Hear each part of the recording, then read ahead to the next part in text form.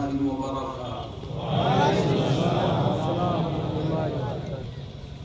شریف پڑھو صلی اللہ علیہ سیدنا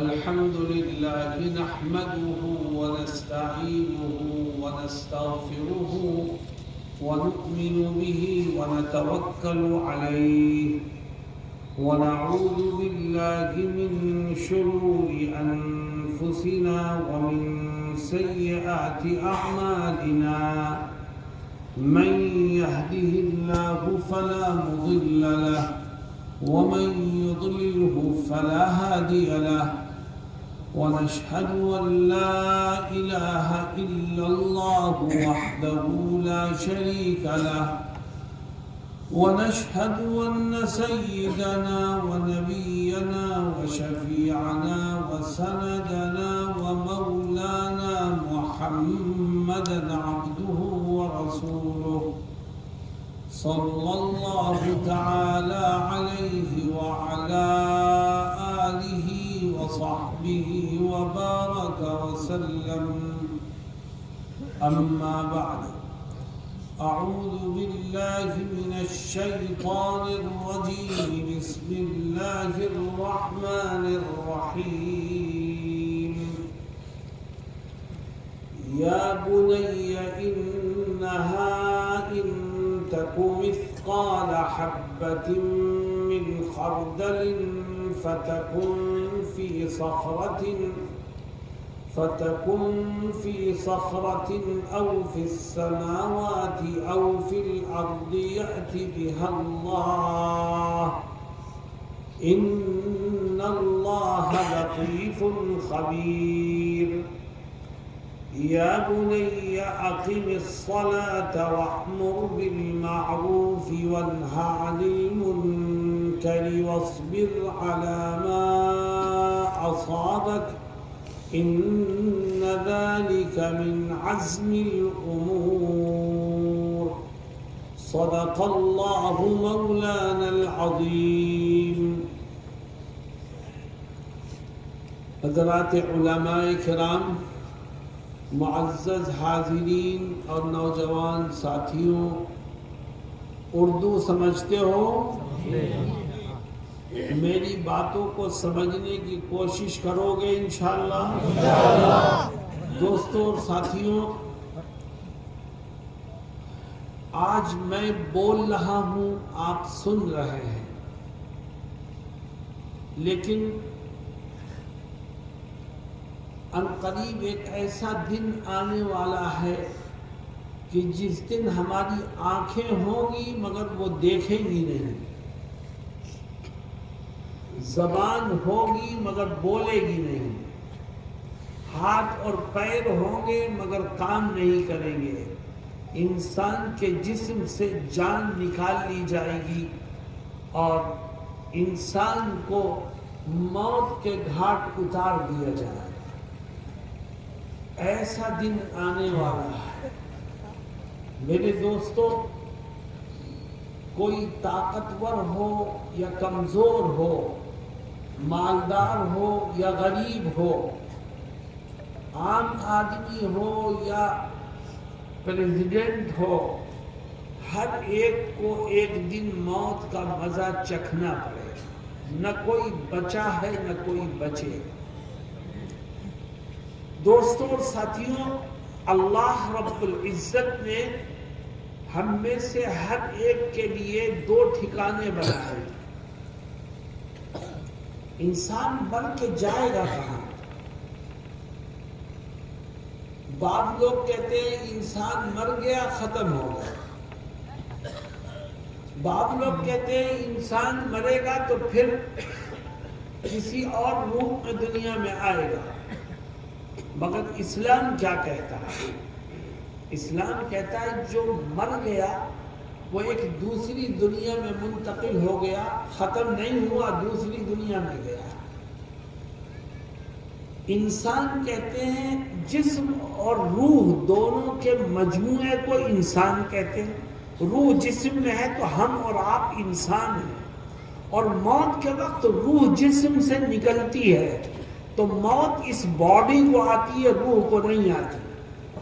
روح ہمیشہ سے ہے، ہمیشہ رہے گی، وہ کبھی نہیں مرے گی. اللہ نے ہماری روحوں کو مرنے کے لیے نہیں پیدا کیا، روح زندہ رہے. جسم مرتا ہے، روح دوسری دنیا میں منتقل ہو گئی. اللہ کے نبی صلی اللہ علیہ وسلم فرماتے ہیں ہر روح کے لیے، ہر انسان کے لیے اللہ نے 2 ٹھکانے بنائے. ہم میں سے ہر ایک کی ایک سیٹ جنت میں ہے، دوسری سیٹ جہنم میں ہے. جب کوئی دیندار آدمی دنیا سے مر کے جاتا ہے تو اللہ تعالیٰ فرشتوں سے کہتا ہے کہ جاؤ اس کو پہلے اس کی جہنم والی سیٹ دکھاؤ. دیندار آدمی تھا، وہ وہاں جاتا ہے، عذاب کو دیکھتا ہے، وہاں کی تکلیفوں کو دیکھتا ہے تو کانپنے لگتا ہے، پریشان ہو جاتا ہے. کچھ ہی وقت گزرتا ہے، فرشتے اس کو یہ خوشخبری دیتے ہیں کہ دیکھ تیرا یہ وہ ٹھکانہ ہے جس سے تیرے رب نے تجھ کو محفوظ کر دیا. چل تو اپنے اس ٹھکانے کی طرف چل جہاں تیرے رب نے تیرا نام لکھ دیا.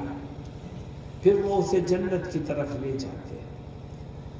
اور کوئی گناہگار آدمی مرتا ہے تو اللہ کی طرف سے حکم ہوتا ہے کہ جاؤ پہلے اس کو جنت والا ٹھکانہ دکھاؤ. اس کو جنت والا ٹھکانہ دکھایا جاتا ہے، وہ بڑا خوش ہوتا ہے کہ میں نے تو دنیا میں بھی مزے کیے، یہاں پر بھی میرے مزے ہی مزے ہیں. لیکن تھوڑی ہی دیر میں فرشتے اس کو یہ بری خبر سناتے ہیں کہ دیکھ یہ وہ نعمتیں ہیں جنت کی جن سے تیرے رب نے تجھ کو محروم کر دیا. چل تو جہنم کے ٹھکانے کی طرف چل جو تیری تقدیر میں لکھ دیا.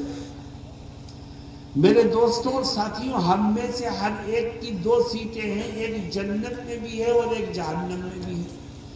اللہ نے دونوں جگہ ہمارا نام لکھ رکھا ہے. پھر ہمیں اختیار دیا ہے کہ چاہو تو جنت والی کنفرم کرا لو اور جہنم والی سیٹ کینسل کرا دو، اور چاہو تو اس کا الٹا ہو جائے گا، جہنم والی کنفرم ہو جائے گی اور جنت والی کینسل ہو جائے گی. میں آپ سے پوچھتا ہوں آپ اپنی کون سی سیٹ کنفرم کرانا چاہتے ہو؟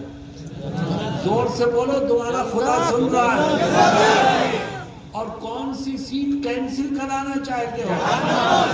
اللہ ہم سب کی جنت والی سیٹ کو کنفرم کر دے اور ہم سب کی اور پوری امت کی جہنم والی سیٹ سے حفاظت کرے. لیکن میرے دوستوں اور ساتھیوں، صرف زبان سے کہنے سے جنت والی سیٹ کنفرم نہیں ہوتی، صرف زبان سے کہنے سے جہنم والی سیٹ کینسل نہیں ہوتی. اس کے لیے دنیا کی زندگی میں کچھ کرنا پڑے گا. بتاؤ کرنے کو تیار ہو؟ ایک بزرگ گزرے ہیں جن کا نام تھا حکیم لقمان. تو بھائی نام سنا ہے؟ بعض علماء کہتے ہیں کہ وہ اپنے زمانے کے نبی تھے، لیکن اکثر مفسرین یہ کہتے ہیں، زیادہ تر مفسرین، کہ وہ اپنے زمانے کے ولی تھے، نبی نہیں تھے. ان کو اللہ نے خاص کمال عطا فرمایا تھا، اور وہ کمال یہ تھا کہ ان کی زبان سے بہت اچھی باتیں نکلا کرتی تھی. لوگ ان کے پاس ان کی زبان سے نکلی ہوئی باتیں سننے کے لیے دور دراز سے آتے تھے. لوگ ان کی باتوں کو سنتے تھے تو ان کی زندگیاں سننے والوں کی بدل جاتی تھی، ان کے اندر اچھائیاں پیدا ہو جاتی تھی، وہ برائیوں سے بچنے لگتے تھے. تو حضرت لقمان کی بات سننے کے لیے، ان کی محفل میں شریک ہونے کے لیے لوگ دور دور سے آیا کرتے تھے.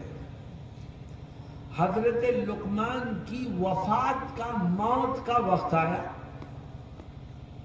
تو انہوں نے موت سے کچھ پہلے اپنے گھر کے کسی کمرے میں بیٹھ کر اپنے بیٹے کو چند نصیحتیں کی تھی. وہ نصیحتیں کتنی پاورفل ہیں، کتنی قیمتی ہیں جتنی اہم ہے اس کو سمجھنے کے لیے صرف اتنی بات ذہن میں رکھو کہ لقمان نے موت سے پہلے اپنے گھر کے کسی کونے میں بیٹھ کر اپنے بیٹے کو جو نصیحتیں کی تھی، اللہ نے ان نصیحتوں کو جوں کا توں قرآن کریم میں ذکر فرمایا۔ کیا مطلب؟ اللہ نے قرآن میں ذکر کر کے